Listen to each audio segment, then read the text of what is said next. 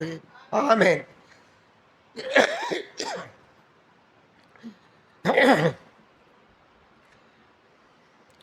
మన పరలోకపు తండ్రి మరి మన లేఖనాలు రాయబడినట్టుగా ఆయన మరి ప్రేమ గల దేవుడే ఉన్నాడు. ఆయన ప్రేమ గల దేవుడే ఉన్నాడు. ఆయన మానవులను పుట్టించిన తర్వాత వారికి స్వేచ్ఛనిచ్చాడు, కానీ బంధించి ఉంచలేదు. మానవులను పుట్టించిన తర్వాత ఆయన మానవులకు స్వేచ్ఛ ఇచ్చాడు. ఆదాము అవ్వలను మరి తోటలు ఏదైనా తోటలు పెట్టిన తర్వాత ఆయన ఏం చేశాడు? స్వేచ్ఛ ఇచ్చాడు. స్వేచ్ఛ ఇస్తూ కట్టలను తెలియపరిచాడు. అంచేత ఆ స్వేచ్ఛ పొందుతూ కట్టలను కూర్చున్నటువంటి అనుభవ జ్ఞానం కలిగి ఉండాలి ప్రతి వాళ్ళను. స్వేచ్ఛ ఇచ్చారు కదని కట్టలను మర్చిపోకూడదు. హోలీ బైబిల్ అంతా అదే చెప్తుంది. మీకు స్వేచ్ఛ ఇచ్చాను, అయితే కట్టలను కూడా ఇచ్చాను. ఆ కట్టడలో మీరు ఏ మార్గాన్ని వెళ్తారో ఆ మార్గం బట్టే మీకు తీర్పు ఉంటుందని మన ప్రభుని క్రీస్తు వారి ద్వారా తెలియపరచబడి ఉన్నది. కనుక మా యవన బిడ్డలకు ప్రత్యేకంగా జ్ఞాపకం చేస్తున్నది ఏంటంటే, స్వేచ్ఛ ఇచ్చిన ప్రభువును మనం ఎలా ఘనపరచాలి, ఎలాగ ఆయన్ను మహింపరచాలి, మన స్వేచ్ఛను ఏ విధంగా ఉపయోగించుకోవాలి, మన స్వేచ్ఛను ఏ విధంగా ఉపయోగించుకోవాలనే విషయాన్ని మరి తెలియపరచబడుతున్నది. ముందుగా స్వేచ్ఛ ఇచ్చిన తర్వాత ప్రభు ఏం చెప్పారండి? ఆజ్ఞలో మొదటి ఆజ్ఞ ఏంటి? నీ తల్లిదండ్రులను నీ దేవుడైన ప్రభువును పూజించు. తర్వాత రెండోదిగా నీ తల్లిదండ్రులను సన్మానించుము. ఏ యవ్వన బిడ్డలైతే తల్లిదండ్రులు సన్మానిస్తారో ఆ యవ్వన బిడ్డలు ఏమవుతారండి? వాక్యానుసారంగా ఆశీర్వదింపడతారు. నేను నా కళ్ళారా ఎంతోమందిని చూశాను. నా యొక్క రక్షణ పొందిన తర్వాత మరి యాత్రలో ఎంతోమంది బిడ్డలను చూశాను. తల్లిదండ్రులకు విధేయులైన బిడ్డలు మరి అక్కడ ఎంతో పైకి వాళ్ళు ఉన్నత స్థితికి ఎదగడం చూశాను. తల్లిదండ్రులకు అవిధేయులైన బిడ్డలు మరి దాసులై మరి పైకి ఎదగకుండా భూ సంబంధమైన వాటి మనసుంచి నశించిపోయారు. వాళ్ళు నశించిపోయారు. కనుక దేవుని వాక్యం చెప్పింది ఏంటంటే, మొదటిదిగా యవ్వన బిడ్డలు ఏం చేయాలండి? యవనస్తులు మీకే యవ్వన బిడ్డలు ఏం చేయాలా? తల్లిని తండ్రిని సన్మానించాలంటే వాళ్ళు చెప్పిన దాన్ని ఆలకించి ఆ విధంగా నడుచుకోవాలి. సన్మానించాలంటే పూజించడం కాదు.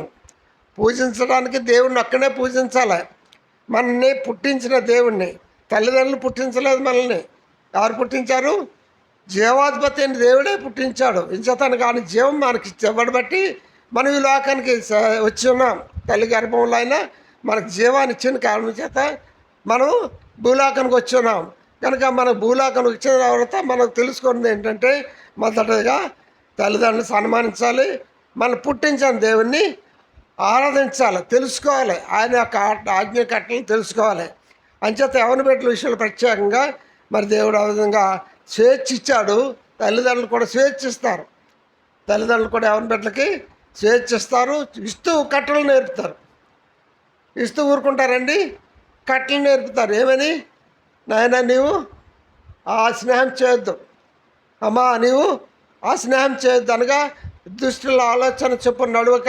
చూడండి 1వ అధ్యాయము కీర్తన 1వ అధ్యాయంలో దేవుడు తెలియపరుస్తున్నాడు యవ్వన బిడ్డలకు, దేవుని యొక్క పిల్లలకు చెప్పే మాట.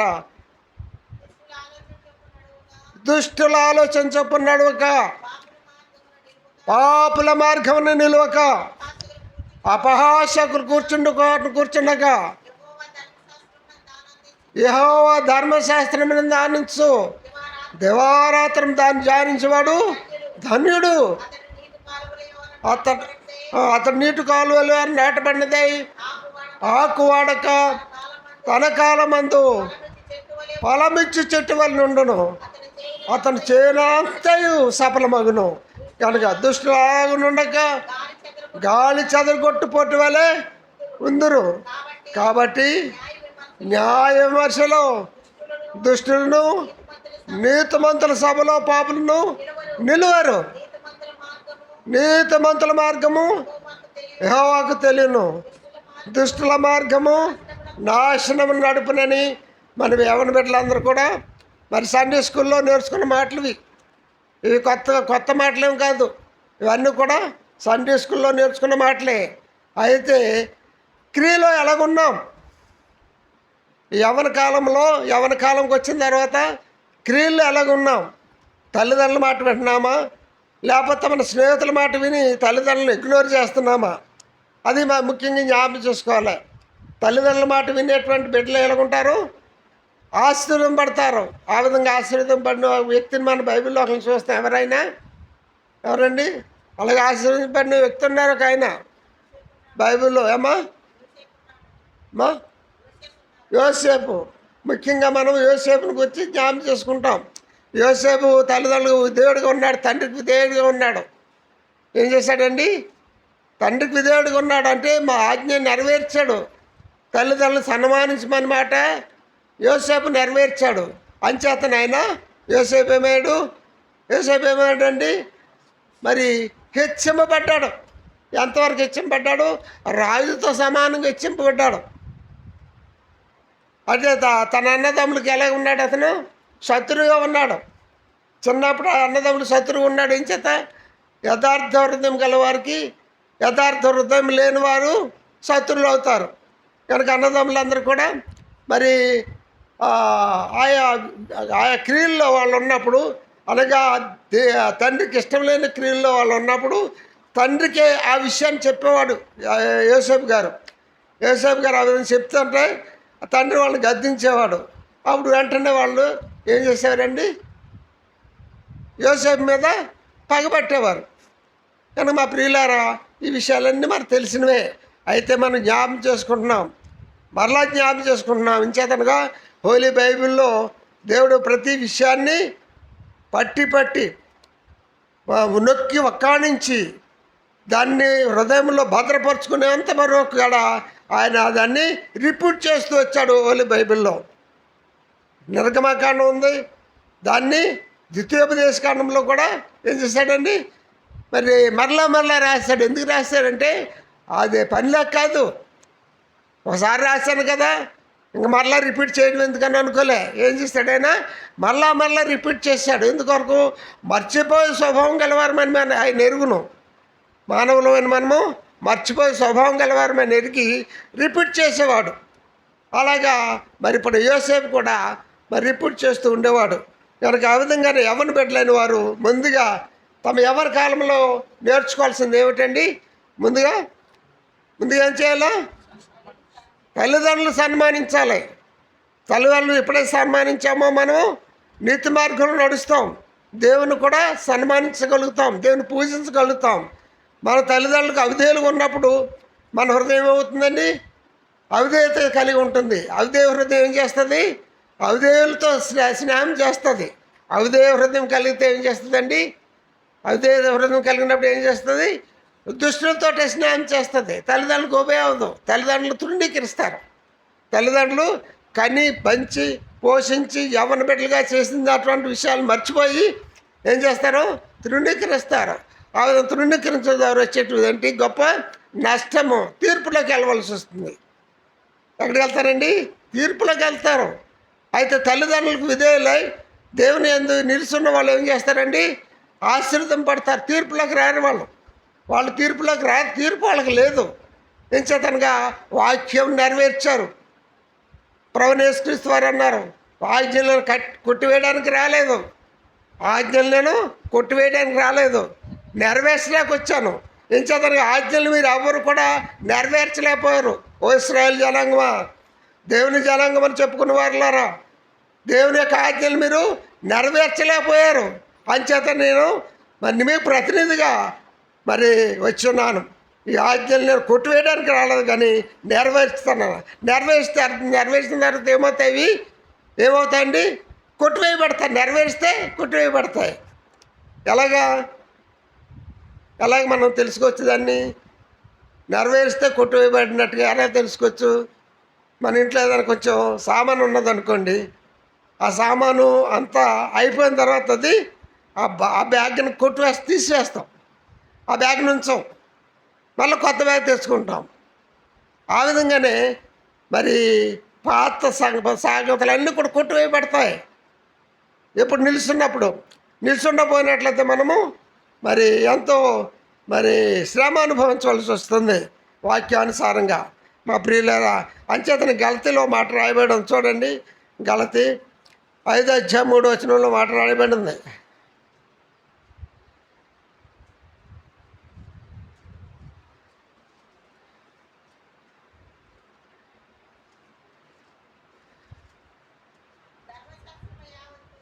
ధర్మశాస్త్రం యావత్తు అనుసరింపబద్ధుడై ఉన్నాడని సున్నతి పొందిన ప్రతి మనిషికి నేను మరలా దృఢంగా చెప్తున్నాను కనుక. చెప్పమ్మా. 5:1 కదమ్మా, 5:1.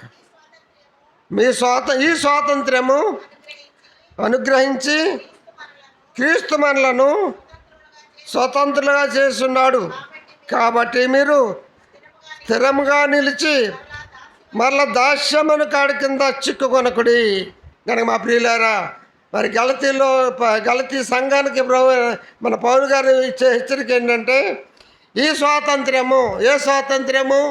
ఈ లోకంలో దేవుని చేత విమోచింపబడి దాస్యం నుండి విడుదల పొందిన తర్వాత మనం స్వతంత్రమయ్యాము. ఎలా స్వతంత్రమయ్యాము? ఆయన పరిశుద్ధ రక్తం ద్వారా విమోచింపబడి అపవాది కాడి కింద నుండి, దాస్యం నుండి, క్రియల నుండి మనం విడుదల పొందాం. తర్వాత మనకేమొచ్చిందండి? స్వతంత్రం వచ్చింది. ఈ స్వాతంత్రము నిత్యజీవం కూర్చునే స్వాతంత్రము. ఈ లోక సంబంధమైన స్వాతంత్ర్యం కాదు, అది నిత్య జీవంతో కూడిన స్వాతంత్రము. అటువంటి స్వాతంత్రం మనము పొంది ఉన్నాం కనుక ఈ స్వాతంత్రాన్ని మీరు స్థిరముగా నిలిచి ఉండడి. ఈ స్వాతంత్ర్యంలో మీరు స్థిరంగా నిల్చుండి మరలా దాస్యమును కాడికినందుకు పోకిండి, మరలా పాపానికి మీరు పోవద్దని హెచ్చరిస్తున్నాడు. కానీ మా ప్రియులారా, యవన బిడ్డలారా, దేవుడు మనల్ని ప్రేమించేటువంటి వాక్యం ఇదే. మీరు యవన బిడ్డలు, మీరు యవన కాలంలో ఏం చేయాలి? తల్లిదండ్రులకు విధేయులుగా ఉండాలి మొదటిదిగా. రెండవది, పుట్టించినాక దేవునికి మరి దాసులుగా ఉండాలి, అనగా ఆయన కృపకు పాత్రలుగా ఉండాలి. తల్లిదండ్రులకు విధేయులైన వారు ఆటోమేటిక్గా దేవునికి విధేయులుగా అవుతారు, దేవునికి దాసులుగా అవుతారు, దేవుని కార్యాలను నెరవేర్చేవారు అవుతారు. కనుక మొదటి మెట్టు ఏదండి? తల్లిదండ్రులకు విధేయత కలిగి ఉండాలి. ప్రతి యవన బిడ్డ యవన కాలంలోనే గొడవలు వస్తాయి. చిన్న వయసులో గొడవలు రావు. ఎప్పుడు వస్తాయి గొడవలు? యవన కాలం వచ్చేసరికి శరీరం ఉప్పొంగిపోతుందండి. శరీరము ఉప్పొంగిపోతుంది. ఎలాగా? ఈ శరీరము బాగా బలసి తల్లిదండ్రుల మాట వినకుండా స్నేహితుల మాటే వేదంగా చేసుకుంటారు. వాళ్ళు చెప్పే యొక్క లోక సంబంధ విషయాలు ఆకర్షింపబడి హృదయంలో నింపబడి ఏమవుతారు? వాళ్ళు స్నేహితులనే ప్రేమిస్తారు, కానీ మనల్ని కని పెంచి పెద్దవారు చేసినటువంటి తల్లిదండ్రుల వాళ్ళు తృణీకరిస్తారు. వాళ్ళ మాట ఎలా కూడా చేదుగా ఉంటుంది. తల్లిదండ్రుల మాట ఎలా ఉంటుందండి? చేదుగా ఉంటుంది. ఇప్పుడు లోక స్నేహం చేసినప్పుడు, లోకస్తుతో స్నేహం చేస్తే తల్లిదండ్రుల మాట చేదుగా ఉంటుంది.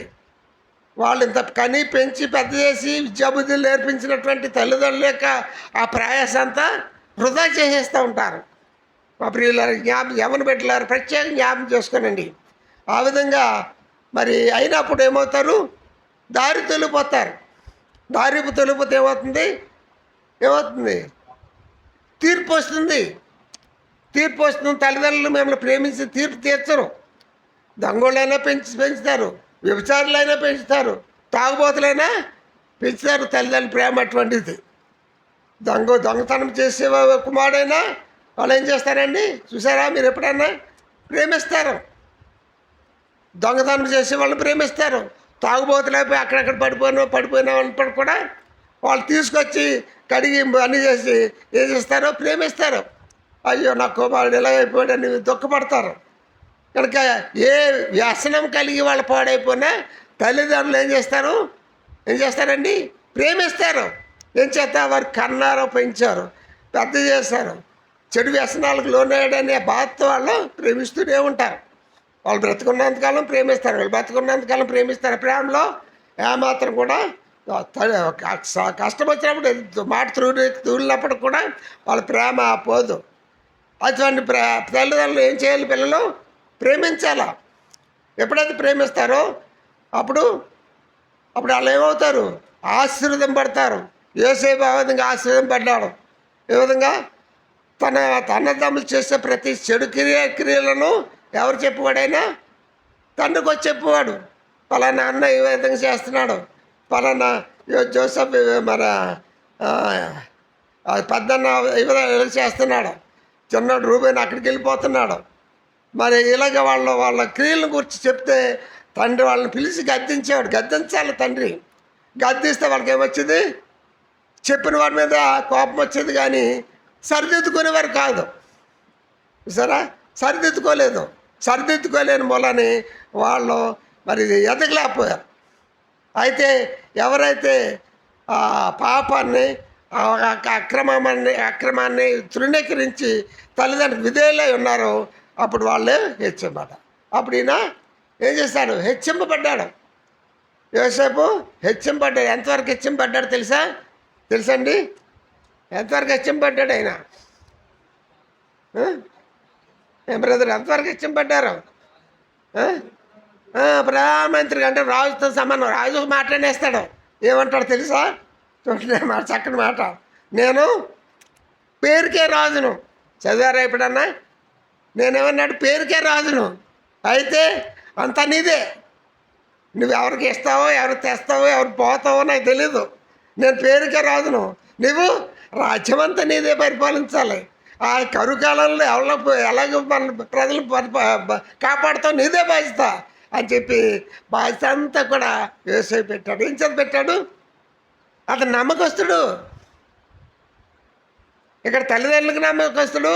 తర్వాత పొతీఫరు యొక్క భార్య దగ్గర అతను మరి నిందించినప్పుడు కూడా పొతీఫరుకి కూడా ఆయన ఇష్టడే. పొతీఫరు కూడా ఆయన ఖైదులో పెట్టాడు, కానీ అతను పొతీఫరు అతని నుండి నమ్మకస్తుడే. యోసేపు నుండి నమ్మకస్తుడే. ఇంత క్రియలు తెలుస్తాయి. తర్వాత క్రియలు తెలిస్తే అతను తెలుస్తాడు. యోసేపు నిర్దోషని తెలుసు. ఆ విధంగానే యోసేపు నిర్దోషిగా కనబడేవాడు. ఎక్కడికి వెళ్ళినా సరే, ఎక్కడ దాస్యంలోకి వెళ్ళాడు. పొతీఫరు దగ్గర ఏం చేశాడు? ఆయన దాస్యంలో ఉన్నాడు. దాస్యంలోకి వెళ్ళినప్పుడు కూడా ఆయన ఎలాగున్నాడు? యథార్థవంతుడిగా ఉన్నాడు. యథార్థవంతుడు ఎప్పుడు కూడా దేవునికి ఇష్టడు. యథార్థత దేవునికి ఇష్టమైన స్వభావము. యథార్థవంతులు చూసి ఆయన సంతోషిస్తాడు. యథార్థవంతులు చూసి మన దేవుడు సంతోషిస్తాడు. కనుక యథార్థత దేవునికి ముఖ్యమైంది. అంచేత యథార్థంగా ఉన్నాడు కాబట్టి పొతీఫరు దగ్గర యథార్థంగా ఉన్నాడు. మరి ఆ యొక్క విచారణ వేసినప్పుడు కూడా నేను చేయలేదు అని చెప్పాడు. నేను చేయలేదు. అయినా జైల్లో పెట్టారు. జైల్లో పెట్టిన ఆయన చింతించలే. ఎంత చింతించలేదు? దేవుడు ఆయనకి ఒక దర్శనం ఇచ్చాడు. ఏం దర్శనం అది? ఏం దర్శనం ఇచ్చాడండి? ఆయన కళ్ళలో ఏం చేశాడు? ఆయన ఏమ్మా అన్నదమ్ములందరూ తల్లిదండ్రులు ఆయన నమస్కారం చేస్తున్నట్టుగా ఆయన దర్శనం పొందాడు. ఆ దర్శనాన్ని నమ్మాడు. ఎవరు? యోసేపు దర్శనాన్ని నమ్మాడు. దేవునితో సత్యవంతులకు ఎప్పుడు దర్శనాలు వస్తుంటాయి, యథార్థవంతులకు దర్శనాలు వస్తాయి. యథార్థవంతులను ఆయన రాబోవు అపాయను తప్పించడానికి దర్శనం ఇస్తాడు దేవుడు. అంచేత నాడు దినాల్లో కూడా దేవుడు దర్శనం ఇచ్చేవాడు. అటువంటి గొప్ప దేవుడు మరి యోసేపును హెచ్చించాడు. ఎంతవరకు? ప్రధాన రాజుతో సమానంగా హెచ్చించాడు. అంతేకాదు ఇంకేం చేశాడైనా? ముఖ్యమైనది ఏం చేశాడు? ఏ కరువు అయితే మరి మానవులు నశింపజేస్తుందో ఆ కరువు కాలంలో ఏం చేశాడైనా? తన యొక్క కుటుంబాన్ని, తన అన్నదమ్ములను, తన తండ్రిని, మరి తన బంధువులను, తన వంశం అంతని కూడా ఏం చేశాడండి? కాపాడాడు. మానవాపాయం నుండి కాపాడాడు. కాపాడేవాడు ఎటువంటి వాడంటే ఆయన మరి దేవుని సంబంధే. మానవుడిని కాపాడట దేవుని యొక్క సంబంధులే ఆ విధంగా చేస్తారు. ఆ విధంగా మరి గొప్ప కార్యం చేస్తున్నాడు. యోసేపు విషయంలో ఆలోచన చేస్తున్నాడు. వాడు చిన్నవాడు, యోసేపు చిన్నవాడు, ఆయనకంటే పెద్ద ఇంకా చిన్నవాడు ఉన్నాడు. అయినప్పటికి కూడా యోసేపు అన్నదమ్ముల్లో చిన్నవాడు నుండి రెండోవాడు. అటువంటి చిన్నవాడైనప్పుడు కూడా దేవుడు అతన్ని ఎంచుకున్నాడు. ఆ విధంగా మనల్ని ఎంచుకుంటాక ఆయన చూస్తున్నాడు. యేసుప్రభు వారు దేవుడైతే ఏ విధంగా అయితే యోసేపును ఎంచుకున్నాడో మరి ఆ విధంగానే మనల్ని కూడా ఎంచుకుంటాక ఆయన చూస్తున్నాడు. ఆయన మనల్ని తృణీకరించలేదు, మనల్ని స్వతంత్రంగా చేశాడు. మన తల్లిదండ్రుల దగ్గర కూడా స్వతంత్రంగా చేశాడు. అయితే ఆజ్ఞల కట్టలు ఇస్తాడు. ఆ ఆజ్ఞల కట్టలు మాత్రం మనము అనుసరించి నడుచుకోవాలి. ఎప్పుడైతే నడుచుకుంటారో అప్పుడు వాళ్ళు హెచ్చింపబడతారు, రాజుల్లా చేయబడతారు, గొప్ప గనులు అవుతారు. ఇది దేవుని వాక్యము, నా మాట కాదు. ఇది పరిశుద్ధ బైబిల్ గ్రంథంలో ఉన్న దేవుని వాక్యము, అనుభవంతో కూడినటువంటి వాక్యము. కళ్ళబోలి మాటలు కాదు, కథలు కాదు.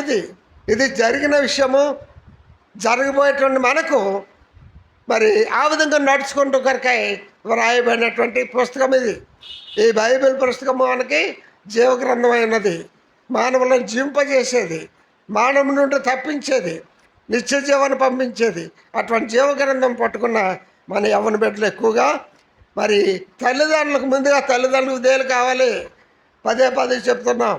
ఏం చేయాలి? మీరు మొదట నేర్చుకోవాల్సింది, వాళ్ళు తల్లిదండ్రులు మీకు ఇష్టమైన పని ఇవ్వకపోయినా సరే మీకు ఇష్టమైన పని ఇస్తారు. మీకు ఇష్టం కాని పనులు ఇచ్చినప్పుడు కూడా ఇష్టం కాని పని వాళ్ళు చేయకూడదన్న పని మానేయడానికి మనం నిర్ణయించుకోవాలి. తల్లిదండ్రులకు ఇష్టం కాని పని మనకి ఇష్టమైన దాన్ని విడిచిపెట్టుకునేలాగుండా. అదే విధేయత అంటే. విధేయత అంటే సాధించడం కాదు. నువ్వు నాకు ఇస్తావా చేస్తావా, నువ్వు ఇవ్వకపోతే నేను అన్నం తిన్నాను, నువ్వు ఇవ్వకపోతే నేను స్కూల్కి వెళ్ళను, ఇలాంటి మరి మాటలు అక్కడ జరగవు. విధేయతకి ఆ మాటలు రావు. విధేయులైన వారు ఎప్పుడు కూడా విధేయత కలిగి ఉంటారు. తల్లిదండ్రులు వాళ్ళకి అవసరమైన తల్లిదండ్రులు చెప్తారు. తల్లిదండ్రులు వాళ్ళకి ఇవ్వడానికి ఇష్టమైతే ఇస్తారు. దానివల్ల నష్టమని తెలుసుకుంటే ఇవ్వరు. నష్టమని తెలుసుకుంటే ఇవ్వరు. కనుక అది మనం గ్రహించాలి. ఎవరిని ఎట్లా చేయాలి? ఆ విషయాన్ని గ్రహించాలి. ఎందుకు ఇవ్వలేదు? ఇవ్వనంటున్నారు. ఆర్థిక పరిస్థితి వల్ల ఇవ్వనంటున్నారా, లేకపోతే దీనివల్ల నాకు నష్టం వస్తుందని ఇవ్వనంటున్నారా అనే విషయాన్ని ఎవరి బిడ్డలు తెలుసుకున్నట్లయితే గొప్ప సంతోషం ఉంటుంది. ఆ విషయం తెలుసుకునే వాళ్ళకి ఏముంటుందండి? ఏముంటుంది? విచారం ఉంటుంది. ఆ విచారం ఎలాంటిది? మరి తల్లిదండ్రులు ఆ విచారము మా యవ్వన బిడ్డల యొక్క విచారము తల్లిదండ్రులు కృంగదీస్తుంది. తల్లిదండ్రులని కృంగదీస్తుంది. అయ్యో ఇవ్వలేదు బిడ్డ, అలాగా విచారంగా ఉన్నాడే, ఏం చేద్దాము, ఇస్తే నష్టము, ఇవ్వకపోతే కష్టము అన్నట్టుగా తల్లిదండ్రులు భావిస్తూ ఉంటారు. కనుక యవ్వన బిడ్డలైన మా ప్రియులు చెప్పేది ఏంటంటే, యవ్వనస్తులకి, దేవునిలో ఉన్న బిడ్డలకి అందరూ కూడా విధేయత, భార్య భర్తల్లో విధేయత, చిన్న బిడ్డల తల్లిదండ్రుల విధేయత, ఇది ఎప్పుడైతే మనం నేర్చుకున్నామో అప్పుడు మనం గొప్ప మరి రక్షణ పొందేవారం ఉంటాం, గొప్ప సాక్షులుగా ఉంటాం, హెచ్చింపబడతాం. కనుక అటువంటి హెచ్చింపు మనం కలిగి ఉండాలని అంటే మనం ఇప్పుడు కూడా విధేయత కలిగి ఉండాలి. అంచేత గల్తీలో రాసిన మాట మనం వరకు చదువుతాండి. గల్తీ 5:1. ఈ స్వాతంత్రం అనుగ్రహించి క్రీస్తు మనల్ని స్వతంత్రులుగా చేస్తున్నాడు. కాబట్టి మీరు స్థిరముగా నిలిచి మరలా దాస్యమున కాడి కింద చిక్కుకొనకుడి. యవ్వన బిడ్డల విషయంలో మరి రక్షింపబడిన వారి విషయంలో కూడా ఇది మరి హెచ్చరించే హెచ్చరిక. దేవుని దృష్టిలో మనమందరం కూడా యవ్వన బిడ్డలమే.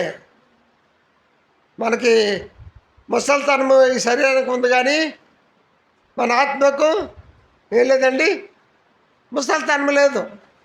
ఈ శరీరానికే ముసలితనం. అంచేత ఆయన దృష్టిలో మనం ఎల్లప్పుడు కూడా యవ్వనస్తులమే. దేవుని దృష్టిలో మనం ఎల్లప్పుడు కూడా యవ్వనస్తులమే. అయితే ఈ శరీరం మన కృంగదీస్తుంది. ముసలితనం అయిపోయాము, ముసలోళ్ళం అయిపోయాము మనం బోధిస్తుంది, కానీ అదంతా వట్టి మాట. ఎల్లప్పుడు మనం యవ్వనస్తులమే. మరి 100 సంవత్సరాలు దాటిపోయిన అబ్రహాంకి శారాకి అయినా మరి మళ్ళీ గర్భం ఇచ్చాడంటే విడిపోయింది. ఏది గర్భం యొక్క గర్భస్రావం ఆగిపోయింది. అయినా కూడా ఆయన వాగ్దానం ఇచ్చాడు కాబట్టి మళ్ళీ నూతన గర్భం వచ్చింది, నూతన గర్భం ధరించాడు. ఎందుకు? నమ్మారు, వాగ్దానం నమ్మారు. వాగ్దానం నమ్మితే అసాధ్యమని సాధ్యమే. నమ్మాలి వాగ్దానాన్ని. నమ్మినట్లయితే అసాధ్యమైనది సాధ్యమవుతుంది. దేవునికి అసాధ్యమే లేదు. కనుక మన జకరియా ఎలిజబెత్ కూడా మనం చూసాం. ఏమైంది? వాళ్ళు ఎప్పుడూ ఎవరప్పుడు ప్రార్థన చేస్తారు, యవనస్తులుగా ఉన్నప్పుడు ప్రార్థన చేస్తారు, మర్చిపోయారు. ఇంకేముంది, మా ముసలాళ్ళు ఏమి కదా, మన పని అయిపోయిందిలని ఊరుకున్నారు. అయితే దినాన్ని దేవదూత చేంజ్ చేసింది, జకరియా దర్శించి నీకు కుమారుడు పడతాను, నీ ప్రార్థన ఆలకించామంటున్నారు. అప్పుడు వచ్చి ఎంత ఎంత సంతోషకర విషయం. అప్పుడు వచ్చి ఇది అంత ఉడికిపోయి శరీరం అంతా నీరసించిపోయి బలహీనలు అయిపోయిన తర్వాత దూత వచ్చి అంటుంది, మరి దేవుడు మిమ్మల్ని మీ ప్రార్థన ఆలకించాడు అంటున్నాడు. ప్రార్థన ఆలకించాడంటే నాకు చాలా మరి ఆనందం, సంతోషం అయింది. ఏది అప్పుడెప్పుడు యవ్వన కాలంలో చేసి మర్చిపోయినటువంటి ప్రార్థన దేవుని దృష్టిలో నిలుస్తుంది. కనుక మనం చేసే ప్రార్థనలు ఏముంటాయి? దేవుని దగ్గర అలాగే నిలిచి ఉంటాయి. ఆ కార్యం జరిగేదాకా నిలిచే ఉంటాయి. ఆయన ఆ సమయంలో ఆ కార్యం చేస్తాడు. ఆయన మర్చిపోయేవాడు కాదు. మనం మర్చిపోతాం కానీ ఆయన మర్చిపోలేదు. అంచేత మనం ఎప్పుడు కూడా విధేయత కలిగి ఉంటే ఆయన గొప్ప కార్యం మన ద్వారా జరిగిస్తాడు. ఆ విధంగా గలతీలో రాసినట్లుగా మనకి స్వతంత్రాన్ని ఏం చేయాలి? స్వాతంత్రాన్ని 5 మీకు మీ స్వాతంత్రము అనుగ్రహించి క్రీస్తు మనలను స్వతంత్రులుగా చేస్తున్నాడు. కాబట్టి మీరు స్థిరంగా నిలిచి మరలా దాస్యమని కాడి కింద చిక్కుకోవద్దు. దాస్యమనే కాడి కింద అనగా అపవాది చేతులకు మీరు వెళ్ళొద్దు. దాస్యమునకు ఆధారభూతుడు ఎవడు? దాస్యానికి ఆధారభూతుడు అపవాది, సాతాను. వాడి పేరే అపవాది. వాడే దాస్యం మనందరి లోక నివాసులందరికీ దాసులుగా చేసుకున్నాడు. మనల్ని చేసుకున్నదే కాకుండా జీవముగా దేవుని కుమారుడు యేసుప్రభువుని కూడా ఏం చేశాడు? ఆయన దాసుడిగా చేసుకోవాలనుకున్నాడు. జీవముగా దేవుని కుమారుడు యేసుప్రభువుని ఏమనుకున్నాడు? దాసునిగా చేసుకుందామని అడుగుతాడు. ఏమని? ఈ రాజ్యమంతా నీకు ఇచ్చేస్తాను, ఈ రాజ్యమంతా మహిమంతా నీకు ఇచ్చేస్తాను, నువ్వేం చేయాలి? నాకు సాగిలపడు చాలు, నాకు సాగిలపడమన్నాడు. అంటే నిజంగా సృష్టి అంతా సృష్టింది ఆయన. అపవాది సృష్టించాడు. ఆ సృష్టి ఎవరు సృష్టించారు? దేవుడు సృష్టించాడు. దేవుడు ఆ కార్యాలన్నీ కూడా సృష్టించాడు. దేవుడు ఈ లోకానికి మహిమనిచ్చాడు. ఆ మహిమ మరి దేవుని మహిమ అది. ఈ లోకంలో ఉన్నదంతా కూడా చెట్ల ద్వారా మహిమ, కొండల ద్వారా మహిమ, సముద్రం ద్వారా మహిమ. మానవులకి అవన్నీ మనం అర్థం చేసుకుంటలేదు కానీ ఆయన సృష్టిని ఆలోచించడం ద్వారా గొప్ప ఆనందం కలుగుతుంది అంటాడు. గొప్ప ఆనందము కలుగుతుంది. కనుక మన సృష్టికర్త దేవుణ్ణి అపోదే మరి నాకు నమస్కరిస్తే లోకమహిమిస్తానన్నాడు. అప్పుడు ప్రభు నేశ్వరు ఏమన్నారు? సాతానా పొమ్ము, నీ దేవుడైనా ప్రభుకే పూజించాలి, ఆరాధించాలి చెప్పి వెంటనే పొమ్మన్నాడు. అది విశ్వాస యొక్క గొప్ప నిరీక్షణ. అలాగా గద్దించగలిగే శక్తి ఉన్నదా? అలా గద్దించే శక్తి ఉన్నదా? విశ్వాసం అన్నవాడికి గద్దించాలా, దేవుని నామని బట్టి గద్దించాలా. నా యవన కాలంలో ఉన్నప్పుడు రక్షణ పొందిన తర్వాత దురాత్మను పట్టుకున్న వాళ్ళు వస్తే మరి గద్దిస్తే విడిచిపెట్టి వెళ్ళిపోయి దేవునికి మహిమ కలుగును గాక. అలాగా మనము ఆత్మల తీవ్రత కలిగి యవన కాలంలో బలవంతుని చేత బాణములుగా ఉన్నప్పుడు మనకేమవుతుంది? అపవాదిని ఓడిస్తాం. అంచేతనే ఎపిఎస్సిలో అంటాడు 6:20 చూడండి. ఎపిఎస్సి పత్రిక 6వ అధ్యాయంలో 20 నుండి మనం చదువుకుందాం.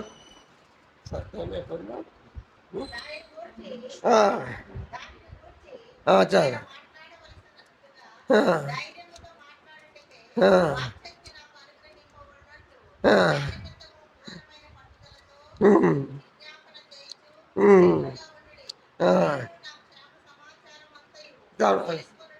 ఆరో అధ్యాయము 10వ చదువు సిస్టర్. తుదకు ప్రభు యొక్క మహాశక్తిని బట్టి ఆయన యందు బలవంతులై ఉండడి.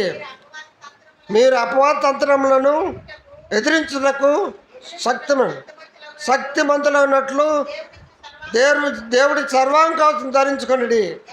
ఎలా అనగా మనం పోరాడినది శరీరాలతో కాదు, కానీ ప్రధానులతోనూ అధికారులతోనూ ప్రస్తుత అంధకార సంబంధులకు లోకనాథులతోనూ ఆకాశ మండలమందున దురాత్మల సమూహంతోనూ పోరాడుచున్నాము. అందుచేతను మీరు ఆపద్దనమందు వారిని ఎదిరించుటకు సమస్తమును నెరవేర్చిన వారై నిలువబట్టకు శక్తిమంతులగినట్లు దేవుడి సర్వాంకవచం ధరించుకొనిడి. ఎలాగనగా మీ నడుములకు సత్యమని దట్టిని కట్టుకొనిడి, నీతి అని మహిమను తొడుక్కొనిడి, పాదముల సమాధాన సువార్తలను సిద్ధ మనసును జోడు తొడుక్కొనిడి. నిలుబడి అన్నీ కాక విశ్వాసమనడాలు పట్టుకొనిడి. దానితో మీరు దుష్టుల అగ్నిబాణములన్నిటినీ ఆర్పుటకు శక్తిమంతులవుదురు. మరియు రక్షణైన శిరస్త్రాణం దేవుని వాక్యమైన ఆత్మ ఖడ్గమును ధరించుకొనిడి. ఆత్మ వలన ప్రతి సమమందును ప్రతి విధమైన ప్రార్థన విజ్ఞాపన చేయొచ్చు. ఆ విషయమై సమస్త పరిశుద్ధుల నిమిత్తమును పూర్ణమైన పట్టుదలతో విజ్ఞాపన చేయొచ్చు. మెలకుగా ఉండడి కనుక సర్లేమ్మా. కనుక ఈ విధంగా మరి ఈ సర్వాంకవచం ప్రతి విశ్వాసి ధరించాలండి. ప్రతి విశ్వాసి కూడా ఈ సర్వాంకవచం ధరించాలి. ఎవరిని పెట్టలేని విశ్వాసులేమి, వృద్ధులేమి, మరి విశ్వాసులందరూ కూడా ఈ సర్వాంకవచం ధరించుకొని బద్దులమై ఉన్నాం. ఈ సర్వాంకవచం ఎవరైతే ధరించుకోలేదో వారిని అపవాది ఏం చేస్తాడండి? ఓడించేస్తాడు. సరే, అపవాది ఓడించేస్తాడు. అపవాది ఓడించినప్పుడు మనము సిగ్గుపడిపోతాం. సిగ్గు అనేది మనకు ఉండకుండా ఉండాలంటే ఈ సర్వాంకవచం ధరించుకోవాలా. సర్వాంకవచలు ఏమున్నాయి? మొట్టమొదటిగా ఎదిరించుటకు శక్తిమంతులు ఉంటూ రక్షణ నిశ్చరస్త్రాణము. తలకి రక్షణ నిశ్చరస్త్రాణము, రక్షింపబడిన వారమై ఉండాలి. తర్వాత వాక్యమైన ఆత్మఖడ్గము. వాక్యం అనగా ఏంటి? ఆత్మఖడ్గం. ఇది వచ్చే శత్రువును నశింపజేసేది. వచ్చే ఆ శత్రువును వాక్యంతో నశింపజేస్తాం. మరి అపవాది ప్రభుని క్రీస్తు వారి దగ్గరికి వచ్చినప్పుడు ఏం చేశాడు? ఆయన వాక్యం చేతనే వాడిని ఏం చేశాడు? వాక్యం చేతనే ఓడించాడు. వాక్యం చేతనే గద్దించాడు. వాక్యం చేతనే పారద్రోలాడు. కనుక వాక్యం అనేది శత్రువుని ఓడించడానికి ముఖ్యమైన ఖడ్గము. తర్వాతది ప్రతి సంబంధను ప్రార్థన విజ్ఞాపన. మూడవది ప్రార్థన విజ్ఞాపన కలిగి ఉండాలి. ప్రతి యవ్వన బిడ్డ ప్రార్థన విజ్ఞాపన కలిగి ఉండాలి. సమయానికి సమయం అనేది లేదు. ఎప్పుడు కాలేదు అప్పుడే, ఎప్పుడు పని లేకపోతే అప్పుడే మోకాళ్ళేసి ప్రభువా ఈ దినమంతా నన్ను కాపాడావు, శత్రు చేతిలో నన్ను విడిపించావు, శత్రువు పొంచున్నాడు అయినప్పటికి కూడా నీవు నన్ను కాపాడి భద్రపరిచావు, నీకు వందనాలని చెబుతూ ప్రభువుని దగ్గర ప్రార్థన చేసేవారు ఉండాలి. తర్వాత అవశ్యమై సమస్త పరిశుద్ధుల నిమిత్తమును పూర్ణమైన పట్టుదలతో విజ్ఞాపన చేస్తూ మెలకుగా ఉండడి. కనుక మనము మన యొక్క మరి అవసరాల కొరకే ప్రార్థించడం కాదు, కానీ ఇంకెవరి కోసం ప్రార్థించాలి? సంఘం కొరకు ప్రార్థించాలి. విశ్వాసులందరి కొరకు ప్రార్థించాలి. సంఘం యొక్క పరిస్థితులన్నిటి కొరకు ప్రార్థించాలి. సంఘం విస్తరించడానికి ప్రార్థించాలి. సంఘం అలాగే ఉంటే దేవునికి ఇష్టమైనది కాదు. ఎదక్కోనగా పిల్లలుంటే ఆ తల్లిదండ్రులకి ఇష్టమా అంటారు, ఆ సంతోషం అండి. మరీ గుజ్జుగా ఉంటే సంతోషమా? లేదు. వాళ్ళు చూసినప్పుడు వాళ్ళు దుఃఖం వస్తుంది. అలాగే మనం సంఘాన్ని గురించి ఏం చేయాలి? పట్టుదలతో ప్రార్థన చేయాలి. ప్రభా మరి ఈ సంవత్సరంలో మరి ఎంతమంది ఉన్నాం, నెక్స్ట్ ఒక నెలలో మాకు 10 మంది కావాలి, 20 మంది కావాలి, మరి నువ్వు ఎలాగిస్తావు మాకు తెలీదు, మాకు సంఘం విస్తరించాలా అని సంఘం ఏడలో కూడా ఏముండాలి? బాధ్యత, పట్టుదల కలిగి ఉండాలి. కనుక సంఘం ఏడలో ఎప్పుడైతే పట్టుదల కలిగి ఉన్నామో మనము దేవుడి యొక్క ఆశీర్వాదం పొందేవారు ఉంటాం. నా సంఘం విషయమై నా ప్రియకుమారుడు నా ప్రియకుమార్తె ఎంత భారంగా ఉన్నారు అని తలంచి ఏం చేస్తాడైనా సంఘాన్ని గురించి పట్టుదల కలిగిన బిడ్డలను ఆశీర్వదిస్తాడు, సంఘాన్ని ఆశీర్వదిస్తాడు, సంఘాన్ని దీవిస్తాడు. కనుక ఈ విధంగా మరి సర్వాంకాశం ధరించుకోవాలి. యవన బిడ్డలు ఏం కలిగి ఉండాలి? సర్వాంకాశం ధరించుకోవాలి. దుష్టిని ఎదిరించడానికి. దుష్టి లోకంలో ఉన్నాం. ఆయనకు లొంగిపోవడానికి కాదు, ఆయన జయిస్తూ మనం జయ జీవితం కలిగి ఉండాలి. ప్రభువు యేసు క్రీస్తు ఈ లోకంలో జీవించినంతకాలము నాలో ఏదైనా ఏమన్నారండి? పాపం ఉన్నదని నిరూపించగలరా అని సవాల్ చేస్తాడు. మరి ఆయన న్యాయపీఠం దగ్గర ఆయన కూడా చేలు కడుక్కున్నాడు. పిలాతు ఇన్నో ఏ దోషం లేదని చేలు కడుక్కున్నాడు. ఏ రోజు కూడా ఇంట్లో నాకు ఏ తప్పు కనపడలేదు, మళ్ళీ పిలాతు దగ్గర పంపించాడు. అటువంటి న్యాయాధిపతి మన దేవుడు, పాపం లేనివాడు, పరిశుద్ధుడు. అయితే మన పాపాత్తులమే, ఆయనలాగా మన పరిశుద్ధులం కాదండి, మన పాపాత్మలే. అయినా ఆయన మనల్ని మన పాపను విడిపించి స్వతంత్రులుగా చేశాడు. దాస్యం నుండి విడిపించాడు. స్వతంత్రులు అంటే దాస్యం నుండి విడుదల పొందిన వారు స్వతంత్రులు దేవుని దృష్టిలో. ఎందరైతే కాడి కింద ఉంటారో, పాప క్రియల్లో ఉంటారు, వాళ్ళందరూ కూడా స్వతంత్రులు కారు. వారి హృదయం ఎలాగుంటుందండి? ఎలాగుంటుంది తెలుసా? రక్షణ పొందిన ముందు మన హృదయాలు ఎలాగుంటాయి? భారంతో ఉంటాయి, ఎంతో వేదనతో ఉంటాయి. పాపం చేయకూడదు అనుకుంటాం, చేస్తాం. పాపం చేయకూడదు అనుకుంటూ చేస్తూనే ఉంటాం. దాన్ని జయించలేము. అయితే ఎప్పుడైతే యేసుక్రీస్తు ప్రభువారు తన జయ జీవితం మనకిచ్చి మనల్ని విమోచించాడో, నాటి నుండి మనం ఏమయ్యాము? స్వతంత్రం అయిపోయాము. ఈ స్వాతంత్రత మనము కాపాడుకోవాలి. ఎలా కాపాడుకోవాలి? ఎఫెసీ 6:10-18 దాకా చెప్పిన రీతిగా మనము ఆయనకు అప్పగించుకోవాలి. ఆయన వాగ్దానం చేసిన రీతిగా మరోసారి చదవండి, వెళ్ళిపోదాం. తుదకు ప్రభు యొక్క మహాశక్తిని బట్టి ఆయన యందు బలవంతులై ఉండి మీరు అపవాది తంత్రములను ఎదిరించుటకు శక్తిమంతులగునట్లు దేవుడి సర్వాంకవచను ధరించుకొనిడి. ఎలాగనగా మనం పోరాడినది ఈ శరీరంతో కాదు, కానీ ప్రధానులతోనూ అధికారులతోనూ ప్రస్తుత అంధకార సంబంధమైన దురాత్మల సమూహంతోనూ ఆకాశ మండలమందున్న దురాత్మల సమూహంతోనూ పోరాడుచున్నాము. అందుచేతను మీరు ఆపద్దనమందు ఆయన ఎదిరించుటకు సమస్తం నెరవేర్చిన వారే నిలవబట్టకును శక్తిమంతులైనట్లు దేవుడిచ్చి సర్వాంకవచను ధరించుకొనిడి. అలాగనక సర్వాంకవచం సరిగ్గా వినండి. మీరందరూ జాగ్రత్తగా కవచం అంటే ఏంటో, దేవుడికి సర్వాంకవచం ఏంటో మరీ మీరు హృదయాల్లో భద్రపరచుకొని చూడండి. ప్రతిదినం ప్రతి ఉదయం ప్రతి సాయంకాలం చదవండి. దానివల్ల మనం జయించడం ఏంటి తెలుసుకుంటాం. చదువు. ఎలాగనగా మీ నడుములకు సత్యమును తట్టి కట్టుకొని నీతి అని మైమారు తొడుక్కొని పాదములకు సమాధాన సువార్తలనైనా సిద్ధ మనసును తొడుక్కొని నిలువబడి ఇవన్నీ కాక విశ్వాసమైన డాలు పట్టుకొనడి. దాంతో మీరు దిష్టి అగ్నిబాణములన్నింటినీ ఆర్పుటకు శక్తిమంతులవుదురు. మరియు రక్షణను స్థిరస్త్రాణమును దేవుని వాక్యమును ఆత్మఖడ్గమును ధరించుకొనడి. ఆత్మ వలన ప్రతి సమయమందును ప్రతి విధమైన ప్రార్థనా విజ్ఞాపనలను చేయొచ్చు ఆవిషయమే సమస్త పరిశుద్ధుల నిమిత్తము పూర్ణమైన పట్టుదలతో విజ్ఞానం చేసు మేళకు. కానీ మా ప్రియులారా, ఇది మన జీవితానికి, విశ్వాస జీవితానికి కావాల్సిన గొప్ప లంగరు. విశ్వాస జీవితానికి కావాల్సిన గొప్ప లంగరు. ఈ కార్యాలు మనం మరి ఆరాధనలో నేర్చుకున్నాం. ఆరాధనలో కూడా నీతిని గురించి నేర్చుకున్నాం. మరి వస్త్రాలను గురించి నేర్చుకున్నాం, శిరస్త్రాన్నం గురించి నేర్చుకున్నాం. కనుక నేడు మరలా మరోసారి యవ్వన బిడ్డల ద్వారా మనకు అదే తెలియపరుస్తున్నాడు.